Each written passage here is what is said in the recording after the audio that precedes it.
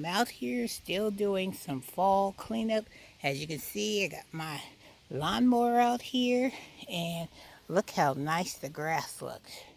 Got some brown spots, but that's to be expected because fall is here and the grass is gonna go dormant. So I just still like to have a well cut yard. Look at that black and white garden. It is shining like a new penny, baby. A new penny.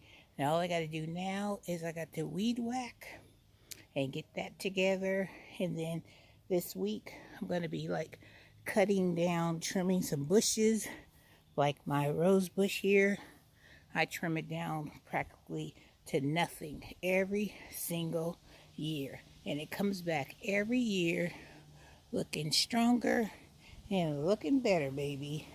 And in this planter that I have my onions, I see some foxgloves are starting to come in there. So I'm going to have to remove the onions because if you don't know, foxglove is poisonous. So I'm just going to take whatever the onions I have in there and I'm going to throw them away because I know they have already been contaminated by the foxglove. So I'm going to use that as my planter for foxgloves. So when spring comes, I can just take them out of there and put them somewhere beautiful in the garden. And over here this week, I will be trimming my hostas because these bad boys have seen better days. And now it's time to get them cut down to almost nothing as well. And then this one, I never trim this one, and it always comes back beautifully every single year. Just look at that. That hydrangea, I should say, always do me proud every single year. Love it, love it, love it. So that's what your girl is doing out here. Just trying to get some of this stuff maintained. And I've trimmed a little bit on that Japanese maple. And I think I'm going to cut out these arborvitaes here because they have been in that pot for, I don't know, like 5-6 years. And you can tell the arborvitaes are on their way out because all the brown, and they're not as full as they were when I purchased them. And then I'm going to pick up these containers because my original thought was I wanted to grow some sunflowers back in the corner. So I'm going to clean these up and then I'm going to stick them where they're supposed to go. So when spring comes, they'll already be in their place. And then when I start planting, then I can just stick them where they need to go. And then check this out. Remember I told you about the squash that I had in here with my not collard greens, my cabbage. Look at this. Look at this squash. It's trying to bloom. Look, it's having a new rebirth. Look how beautiful that is. Isn't that gorgeous? I don't see any kind of, fruit other than that flower because that's where my first squash is going to be. But everything, like I said, looks fantastic. So I'm going to go ahead and I'm going to finish cleaning up what I need to do.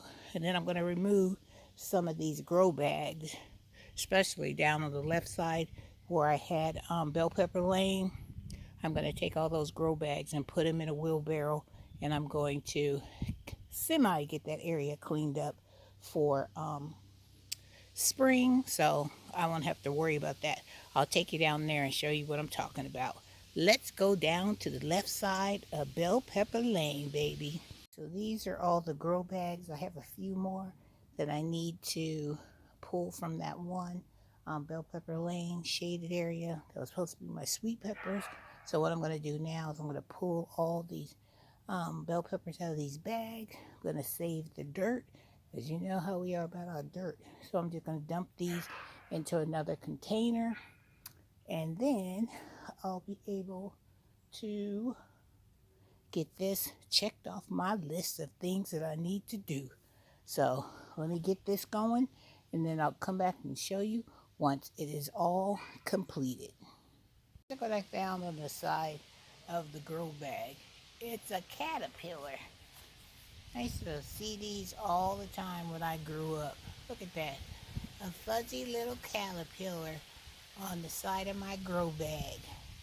I tell you, when you clean out these grow bags, you find all kinds of critters. But I've only seen that and one spider. I take those over anything else.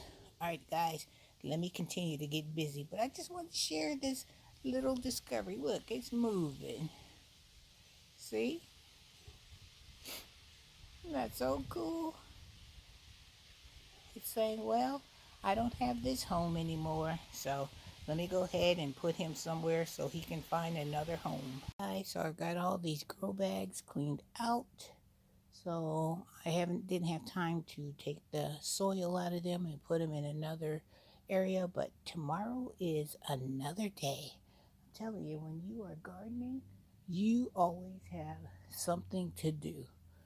And there's always something else that you see in the garden. Because I want to, over there, I want to start raking up all those.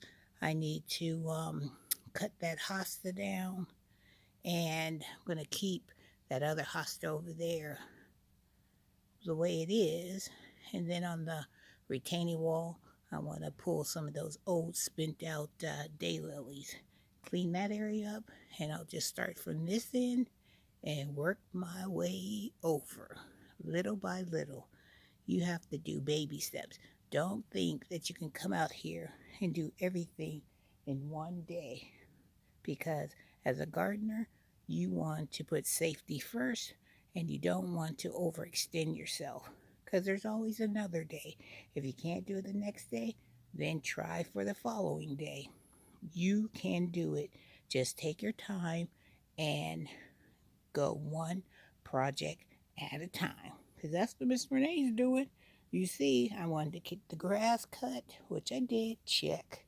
I wanted to empty some of these grow bags, check. I cut down, I trimmed off. Let me go show you what I'm talking about when I say I trimmed down a Japanese maple. See this Japanese maple right here? We had a really bad storm last year, and my Japanese maple here took a beating, so I needed to trim some of the limbs off. So you can see where it was. I had to cut some more off, but see how, look at that piece of the trunk of that Japanese maple. See how thick that is? And so I trimmed off just the front part of this, because when I cut the grass, all this is in my way. So I got tired of ducking underneath this tree, so I decided I'm just going to shear it off, trim it a little bit, but see, it still has its beauty. And plus, the autumn color is coming into the Japanese maple. Do you see it?